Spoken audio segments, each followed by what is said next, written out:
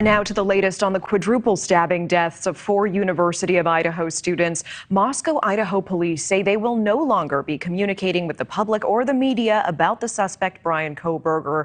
And now a judge is prohibiting any communication by investigators, law enforcement, attorneys, or agents of the prosecuting attorney or defense attorney. Joining me now to talk next steps is Brian Claypool, trial attorney and legal analyst. Thank you so much for being here this morning. Hi, Natasha. Thanks for having me. And Kohberger's extradition hearing was yesterday. We know he will be sent to Idaho. What can we expect to happen when he gets there? Well, Natasha, an arrest in a murder prosecution case is just the first phase. What I think a lot of people are missing is, under Idaho law, unless you're indicted by a grand jury, which didn't take place here, you're entitled to what's called a preliminary hearing within 14 days of your first appearance in court in Idaho. Why is that important? Because once Kohberger appears in court, either this week or next week, the clock's ticking, Natasha, and within 14 days, there has to be a hearing in which prosecutors have to put on, quote, substantial evidence of each element of the first-degree murder charges at this hearing. And this is not a slam dunk. And that's why when I heard about this genealogy testing, I was a little bit bewildered, because genealogy testing to form the basis for an arrest warrant is not going to cut muster in a preliminary hearing. They should have taken a DNA swab, a saliva swab of Kohberger right away. If he didn't consensually give that, they should have gone in and gotten an emergency court order to get his actual DNA swab and then take his actual DNA and match that with any evidence they have either at the crime scene or in the Elantra, for example, hair samples, blood stains in the car. And I'm hoping they do that because they've only got a short window to do it. Yeah, you're mentioning time is of the essence. And meanwhile, we were also expecting that he would be extradited and he would be moved to Idaho fairly quickly. We're hearing that there may be several days before that happens. Why would they wait before moving him to Idaho? Yeah, good question. My personal feeling is I think they need more time. And quite frankly, think about this, Natasha. Prosecutors also have to prove premeditation, right? That's one of the elements of first-degree murder. Do they have any evidence of that yet? I mean, we're talking, the chief is out there saying, oh, we've got DNA evidence. Okay, maybe you do. We don't know yet because you didn't even have the DNA of Kohberger, right?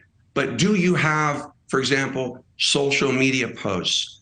Do you have text messages that would show that Kohberger knew any of the victims? If prosecutors go into this preliminary hearing in the next few weeks without evidence that Kohberger had a connection to any of these victims, I don't see how they can prove the premeditation component of a murder charge at a preliminary hearing. I see. And meanwhile, it is such a high-profile case. What percentage likelihood do you think that this will be moved to a different location, that the trial will not actually take place in Moscow, Idaho? Well, that's an excellent question. I got up this morning and I thought the exact same thing. There's no chance that this trial is going to take place in Moscow.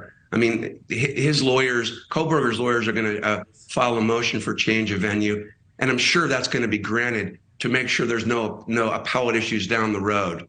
And one other point I wanted to make, Natasha, is this crime scene. It's important for your viewers to know that a few days ago, investigators were like, oh, well, you know, we're done doing our investigation at the crime scene. You can renovate the property now and get it back to normal. That would be a colossal mistake, and that would form the basis for an appeal if there's a murder conviction. Why? Because Kohberger's lawyers are entitled to access to that crime scene to get their own forensic experts in there, for example, to do destructive testing of the floors, the walls, the bedding, if it's still there. And I was shocked to hear that. So look, I'm not being critical, but Idaho, I think, needs to be a little bit more fine-tuned in this. And the fact, like you said, that they're issuing a gag order already before Kohberger even gets to court, that's not how we do it in America. People in Idaho and across the country want to know what's going on. What evidence do you have of a potential quadruple murderer? We need to know. Okay, I really appreciate those two insights you just pointed out. I do want to ask before we have to go, if this case does go to trial, what is the timeline? How soon do you think that could actually happen? Yeah, usually a murder case gets to trial within a year unless defense lawyers, for example, ask for more time. There might, for give you an example, there might be a change of lawyering midway in the case where defense lawyers ask for a new trial. But typically, I did some research on this. I mean, under the Barker test, it's a U.S. Supreme Court case. Yeah, a defendant has a Sixth Amendment right to a speedy trial, Natasha, and the rule on that, it's a balancing test. But if you usually get beyond a year for a trial to take place, then lawyers for the defendant can start making an argument that Sixth Amendment constitutional rights to a speedy trial have been violated. I really appreciate that context. Bryan Claypool, thank you so much for joining us today. Legal analyst and trial attorney, appreciate your time. You bet. Thank you. Thank you for watching. Go to newsnationnow.com to find NewsNation on your television provider. And don't forget to click the red subscribe button below to get more of NewsNation's fact-driven, unbiased coverage.